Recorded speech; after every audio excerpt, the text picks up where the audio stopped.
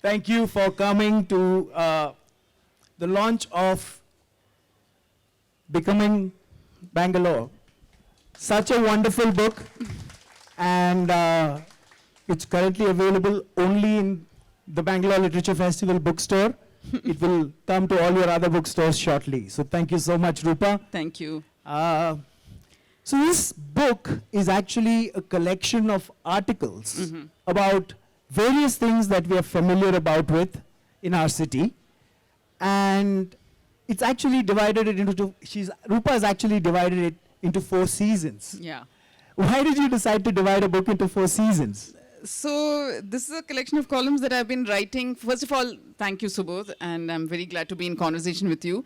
Delighted to be part of the Bangalore Lit Fest. Subodh is one of the founders of the Bangalore Lit Fest. Round of applause, please. This Lit Fest has no corporate sponsors, and they've kept it running for 13 years, just using friends of BLF, like crowdfunding. People of Bangalore contribute and keep it alive, and they never want their names anywhere, or they don't want to sell you anything, which is just amazing. Books. Except books, yeah. So thank you, Subodh. Yeah, so this book, Becoming Bangalore, it's a collection of columns that I've been writing for the Hindustan Times over the last 4 years. It's a fortnightly column. And necessarily there were about various, so many aspects of Bangalore that had to be covered. When I started out, I wondered if I'd be able to keep it going for a year. Like, 25 columns, how much more can I write about Bangalore? It's been 4 years, and I've not run out of things to say. So my 99th column is coming up next week. So, yeah. And Bangalore is immensely fertile in terms of giving a writer things to write about. It's my favorite city. Oh, by the way, let me please introduce Priya Kurian. There she is. She has designed this beautiful cover.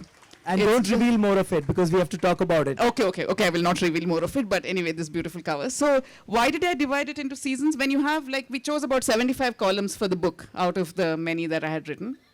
Very tough choice to decide which 75 go into it. Correct. And then how do you divide the columns? You just can't have columns running on and on. So should we do it chronologically in the order in which they were published? Doesn't make much sense, because there's no order to it. So then shall we do it by theme? Should we do personalities, institutions, things like that? That makes it easier for a reader to find what they're looking for, and they can go. But that's been done before, and it's not particularly Bangalore. So I said, what can I do that gives it a very Bangalore, specially, uniquely Bangalore flavor? And the thing I could think about was also because by the time the second year had come, I had started writing these columns in relation to something that was happening in the city. Time. Okay. So I would pick something that was happening currently in the city and then go back in time to see how it started, or sometimes very, very tangentially related. But I would start with something that was happening now. So I said, how do we do it? We could do it by area. Correct. Which makes it easier. Not southeast west. Not southeast west. Correct. But there is no such thing in Bangalore. It's all, only the election kind of thing is there, not south. But there the west is not really west and the north is not really. So that was also confusing. So that didn't end up looking like the constituency map. Yeah, so I didn't want that. Then what do we do? Then I said, actually, what is very special about Bangalore is that it has these flowering seasons. And that was the avenue trees of Bangalore have been planted to a plan by this German horticulturist called Gustav Krumbiegel. And he made sure that in every season, some flowering tree was in bloom, so Bangalore would always be beautiful. And therefore, I said, that's the perfect way. Let's divide it into a calendar of Bangalore and divide it by seasons. What a beautiful answer, because when you ask someone, why did you divide it into 4 seasons, there's a beautiful story about Bangalore in it, about how we have different trees that bloom during different parts of the year and how that was done with such thought. So the first section is called Gulmohar, and I might come across as like Tindi Raja, but a lot of my questions are going to be about the, So this column is called How the Chow Chow Came to Bangalore. Yeah. And how the Chow Chow came to Bangalore. And, there's these nice little things about the different vegetables and fruits that Bangalore is famous for. Yeah. And so will you please talk us through some of that? Yeah, sure. I don't know how many of you did Kannada when you were growing up. Did you go to school in Bangalore? So you know the Nanjana Gudina Rasabale story, right? So what is Bangalore famous for, according to that poem by Kayara Kiyenarai? Sibe Bidar. Sebina Hannu, yeah. So Bangalore was famous for apples at one time. Can you believe? We cannot find a single apple tree anymore, but it was immortalized in a poem. Yeah, so that happened. But also how the vegetables came to Bangalore, different vegetables. I'm sure many of you remember that when we were young, at least, our grandmothers used to say, today we are cooking with English vegetables. Right? So English vegetables were like beans and carrots. Those were not part of South Indian cuisine at all. These came in from outside. And it became part of our cuisine because Bangalore had the weather to be able to grow those things. And then, of course, we were so Brit, right? In Bangalore, we are always on the cusp. We're treading that fine line between East and West so beautifully, so graciously, so that we could eat, we incorporate those into our diets. But specifically the Chow Chow, Lal Bagh used to be before it became a botanical garden, it was a agricultural fruits and vegetables garden, where originally, of course, it started as a small part of it, even before Hyder. Oh, even before? Even before Hyder Ali, it used to be called Kempu Tota ante. So it used to be Kempegowda, where he used to grow flowers for worship. Oh. Okay. Then that area became part of Hyder Ali's cypress garden for a king, so it's be cypress and roses. And then that Kempu Tota sort got translated into Lal Bagh. Although there is also a story that when young Tipu was taken in his nanny's arms into the garden, apparently he looked at all the roses growing there and said Lal Bagh, Lal Bagh. So we don't know where that name came from, but Lal Bagh used to be a place after Tipu died, 1799, and the British sort of took over, Cubbon took over. He gave it to the Agro-Horticultural Society to use it as a space to try out and nativize exotic vegetables and fruits. So they would bring in vegetables and fruits from all over. Tipu himself was a very keen gardener. And when he used to have that embassy ambassadorship going to France to speak to Louis XVI, to ask them to come help him against the British, his ambassadors would be told that on your way back, whichever port you dock at, bring me flowers and exotics and fruits from there, which I would like to plant in my Lal Bagh. And it wasn't one Lal Bagh, he had three. There was one Lal Bagh in Sira, and one in Bangalore, and one in Srirangpatna. Those were all gone, only this Lal Bagh exists anymore. So he used to use it and he was an enthusiastic planter of everything, eucalypt. They used to come to the shores on the western shores, and then they would come over the Western Ghats brought by oxen and horses and all of that to be planted in Lal Bagh. And many of them would grow and flourish here. That's why Lal Bagh is a very special garden, because it's a repository of species from all over the world. And for some time, it was used as a place to nativize vegetables. And one of those vegetables, which James Cameron, who was the director of Lal Bagh at that time, he found this vegetable called the Mexican chayote. Okay, chayote. And he said, this looks like a good thing for people to plant here. And he started growing it. And now that it started growing well, he did what the British did. They did the same thing with coffee and tea. And if they started growing a commercial crop, and then they would force the natives to eat it. Yeah. So that the consumption of the vegetable or whatever. So the economics of that vegetable work out, yeah. Especially if you have a giant domestic market for it, excellent, right? So that was one of those vegetables that he began to sell to people or coax. He would go on, he and Gustav Krimwigel, who came later, go on a cycle giving away these vegetables. Try it, and use it. And the chayote became the Chow Chow, which is in Kannada, of course, it's still called the foreign badnekai, Seeme badnekai. So that was the Chow Chow. And now it is so much part of Kannadiga cuisine, because it has not much taste of its own. So it very happily adapts to any masala that you put to it. So that's how the Chow Chow came to Bangalore. One of the best in sambar. Yeah. And even, I grew up in Tamil Nadu, and even there it was called Bangalore Katrika. Bangalore Katrika, yeah. It was always called Bangalore Katrika. Why Katrika? Because of the shape, but because of the shape of it, I suppose it looks like badnekai. Yeah. I just realized that there is so much history. This is 75 columns. We're talking about one. Yeah. We have 30 minutes, and I very, very optimistically thought we could talk about 8 or 9 things. We've taken 10 minutes to talk about one. talk about one. And that is the fascinating thing about this book. I was fortunate that because I was in this conversation, I got this a few days earlier. Yeah, so he gloats over me. He says, how many copies do you have? Because, this book was supposed to release in Jan. It wasn't supposed to release in Jan. I sat on their heads and said, it has to be there for BLF. How can a book about Bangalore not be there for Bangalore Lit Fest? So they did a crunch printing and they got only 300 copies out. That's why it's available only at Tata Galata. So he calls me and says, how many copies do you have, Roopa? So I said, I have one. He said, I have 300. So I'm like, okay. So for now, you are the king, Subodh. Not anymore. More than half are gone. Oh, okay. Good. Yeah. So I'm diverting from our plan. Yes, do. And I'm moving to Champaka. Okay. Champaka being the next section. And there were a couple of beautiful stories about my standard morning routine. Liquor into printing ink, a newspaper story, is the beautiful story about the origins of one of our most respected institutions, the Deccan Herald. Yeah. Which Right? turned 100 just Which last turns year. 100 just now. Yeah. And, I think it was most of our morning routines, Yeah. a cup of coffee and the Deccan Herald. The crisp Deccan and the Herald. crisp Deccan Herald. Prajavani. Yes. And the Prajavani as well. Yes, yes.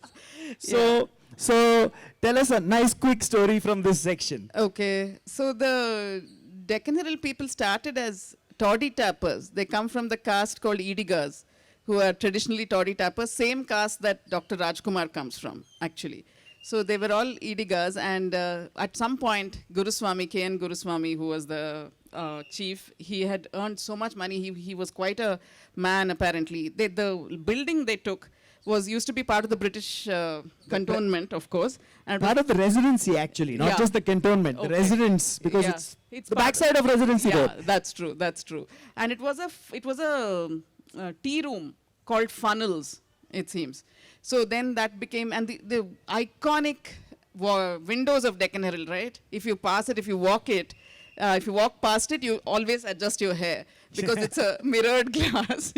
I've done this since I was a child, because there was also Gangarams next door when I was growing up. So we're always doing the Blue Moon, Blue Diamond, Rex, Gangarams, and outside Plaza, the popcorn, the smell of popcorn. So this was our routine. And Deccan Herald was, of course. So when he became very wealthy, he decided that he had to do something respectable. Like, okay, liquor is fine, but why not convert it into printing ink? And he audaciously said, I will bring out the first English newspaper. So that's how Deccan Herald came into being. And I especially have a very special relationship with Deccan Herald, because when I was 17, I think, my first article came out in the Deccan Herald as a middle. Yeah, so I have a very special relationship with Deccan Herald. That's the story of the Deccan Herald. Of course, my other section where I was, the other story from the section that I wanted Roopa to talk about was MTR, which is what you do after the Deccan Herald. But Yeah. we will move on in the interest of time. I want to say something about MTR. Because MTR has turned 100 this year. So big round of applause. Such institutions. Which eatery can stay open in this kind of time where I live on 12th Main Road, Indira Nagar. Eatery is open and shut down in like months. They don't last 100 days. 100 days. 100 days is tough to last. Okay, there are some which do. But to have lasted 100 years, coping with all kinds of changing tastes of the people, changing technologies, and to still be drawing in the crowds. Even now you have to go and stand and wait for a place. And my husband and I, we started this company called Bangalore Walks 20 years ago. And because we take people after our walks to MTR for a meal, we now have a very special relationship with MTR. And therefore, I have the greatest privilege that any Bangalorean can have. I can call ahead and they will keep place for me. So, this does not happen otherwise. It is Ultimate Bangalore privilege. Yeah. Yes, please ask me.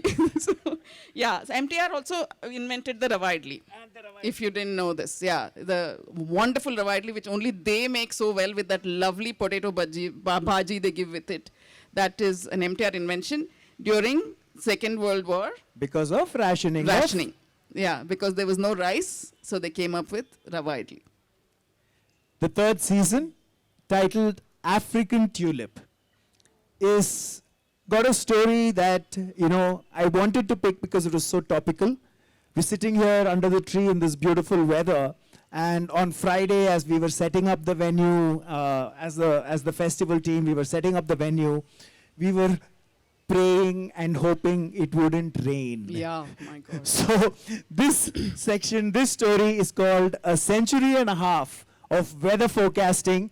And in this, Roopa, I'm going to request you to read a little bit before you tell the story. What? Page 176. 176. Weather forecasting. They did a really nice job, and we're all thankful for what it is like today here. Yeah. Wait. 170? Sorry, I'm so sorry.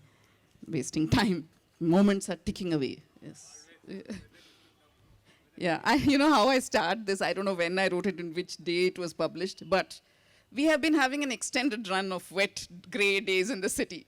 This is applicable any time in the city. So even now it seems very relevant. We've been having, and today we have a glorious day though. Yeah, we have been having an extended run of wet, grey days in the city, and the citizenry's patience as it scans the weather forecast is wearing thin, etc., etc.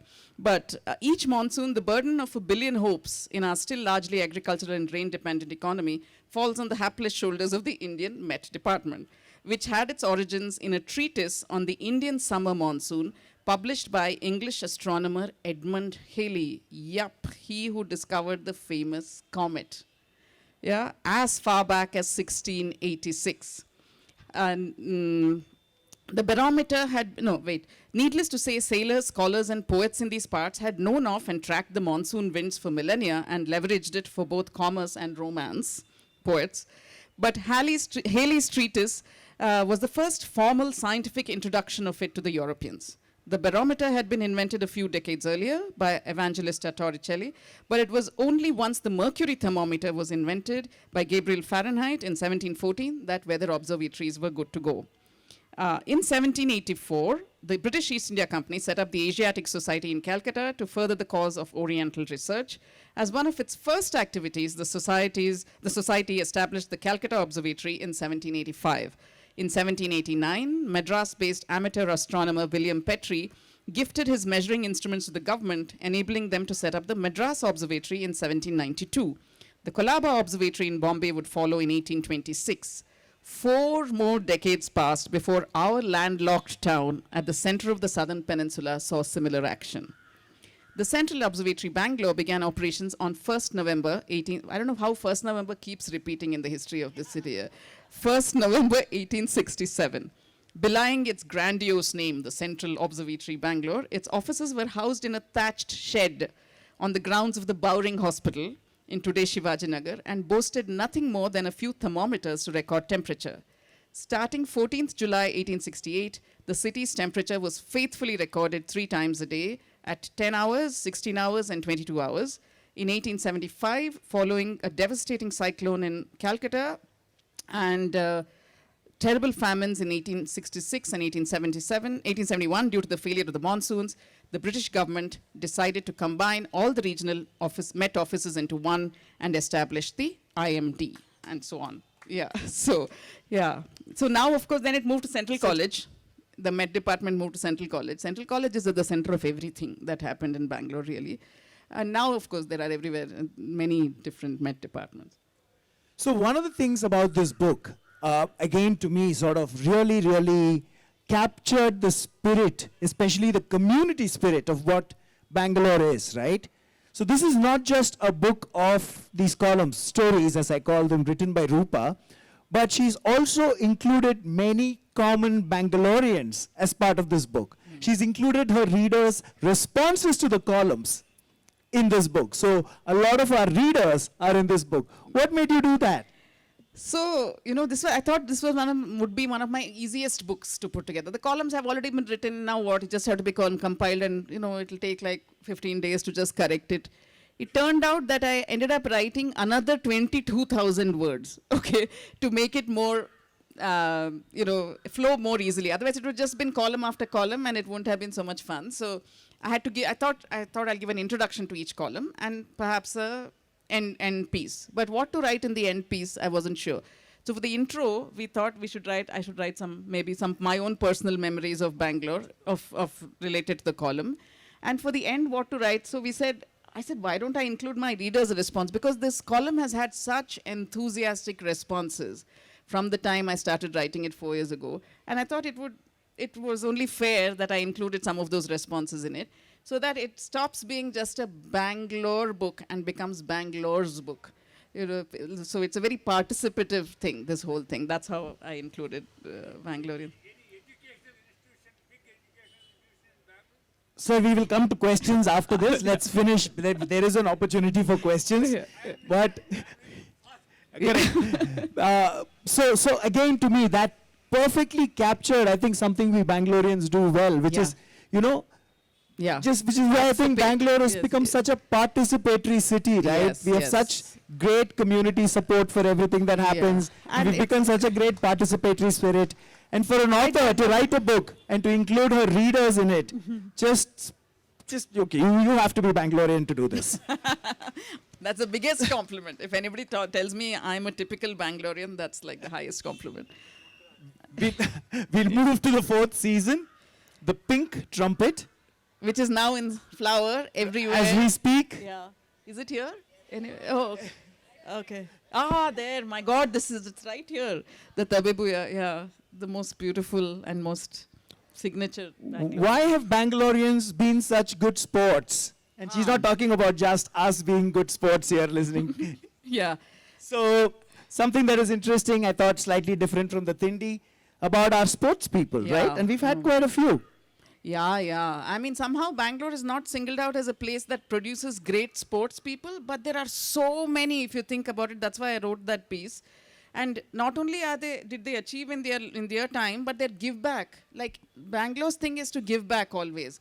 And you know that the Padukone Dravid Academy is there, and Mahesh Bhupati had his academy, Rohan Bopanna has his academy.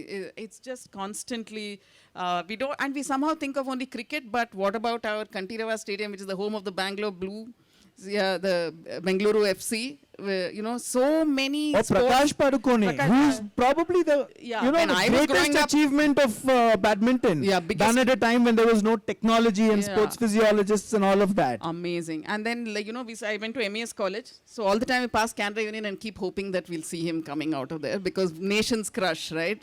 Prakash Padukone was so amazing. Yeah. And now we have so many now coming up. Absolutely. Aditi, Ashok, golf, every sport, whatever sport you take, there's somebody. It's the weather. Has to be. Yeah. I'm going to I'm going to ask you to speak about, we'll manage. Okay. I'm just going to speak about just one last thing. And this was again very, very topical for me. I'm sorry I'm making this about a little bit about what was topical for me as well. Yeah. Yesterday, the Bangalore Literature Festival Book Prize for Non-Fiction was won by a Nobel laureate, Venki Ramakrishnan. And there is, of course, a section in this about Bangalore's own Nobel laureate, C.V. Raman. Yeah. And when Roopa and I were talking about it, she's like, two science Nobel laureates and they're not related to each other. They're not related to each other. Every Nobel laureate or everybody who won many things was related to Sir Raman. In some way. You know, some part of his family. But Venki Ramakrishnan is not. But again, we may not talk about it very much. People only talk about the weather. But that's why I called it Becoming Bangalore. Because it's a process of evolution. And it's so many little decisions, unselfish decisions, thoughtful decisions, far-sighted decisions taken by the people in power for Bangalore or taken by citizens for Bangalore that has made it what it is today. And one of the biggest ones that has made it what it is the decision of the Indian Institute of Science. Absolutely. Yeah, how did it, okay, that's what he was waiting for. He's an alumnus, he's my uncle. He's 85 years old and he just wanted to wait for when I will talk about IISc. But IISc generates that kind of loyalty in people, that kind of, awe when you talk about it, because it wasn't meant to be here at all. How it happened, I'll just finish with that story. Many of you probably know it, but it was a meeting together of Swami Vivekananda, J.N. Tata, and Krishnaraj Wadiyar here, and Seshadri Iyer, okay, all these people. So how did it happen? J.N. Tata was going to the US for something, And he stopped at Tokyo. He was seeing all the silk and everything. He wanted to see how to make silk in India. Tata Silk Farm started in Bangalore. It doesn't exist anymore, but at that time he had talked to Sheshadri Iyer, who was the Diwan of Mysore at that time, and together they had set up the Tata Silk Farm here. It was a training center. It wasn't a commercial center, but it was meant to train people. Then he was on his way to the US, 1793. Here in Mysore, Chamaraja Wadiyar, the 10th, was the Maharaja. He was just before his death, actually. He died in 1794, but 1793, there were people there was a Swamiji who wanted to talk about Hinduism and wanted to introduce Vedanta to people in the US. Yeah. And he had been invited to speak at the World Parliament of Religions in Chicago. And he had appealed to the Maharaja. He was appealing to the Maharaja's princely states. Mysore Maharaja said, I will give the money. And imagine, Swami Vivekananda and Jane Tata were on the same ship. And ships took so much time, they had enough time to walk around on the deck and get acquainted with each other. And Jane Tata asked the Swamiji, I want to be a philanthropist. I want to put in some money. I want to give an endowment for some institution or something. What do you think I should put my money into? It was as open-ended as that. And Swami Vivekananda said, if the humanism of India could be combined with the technology of the West, how wonderful it would be. So I think an institute of, maybe an institute of higher education of science. Imagine, a Swamiji saying that. Jane Tata was blown away. He's like, oh, I thought you'll say some, set up spiritual center or something. And he's saying, no, let's set up an institute of science. And that's when Jane Tata said, that's the thing. That's what I'm going to do. I'm going to enter an institute of science. Started looking around. He needed funds. He needed somebody to sponsor it and stuff. He started looking around. He pledged some of his own buildings in Bombay to raise funds, but he needed more funds. And he started asking around. Sheshadri Iyer was his friend because of Tata Silk Farm. He spoke to him, and Sheshadri Iyer said, my God, we just have to get this here. So he spoke. By then, Chamaraja Wadiyar had died. Okay? And he had sponsored Swami Vivekananda's trip, Chamaraja. But he died, and the next person was Krishnaraja Wadiyar IV, Nalvadi. He was too young at that time. So it was his Diwan, Sheshadri Iyer, and his mother, Krishnaraja Wadiyar's mother, Kempan Anjamani. So she was in charge, and they both said, Sheshadri Iyer told her, we have to get this here, you do what it takes. She said, sure, I'll give you 300 acres of land, but you have to set it up in Bangalore. I will support you, but you have to set it up in Bangalore. And it happened. And once IISc came, Bangalore took off. There was no looking back after that. We became the center of science. ISRO came here, HAL came here. Everything happened because of IISc. And I wanted to conclude with that, because if today we are known as a tech city, yes, it wouldn't have happened without all of these scientific institutions. And the saddest part was, by the time it opened in 1909, neither Sheshadri Iyer, nor Swami Vivekananda, nor Jane Tata was alive. That's why I plant a tree so that somebody else can enjoy its shade. Not Absolutely. For you. Yeah. Thank you.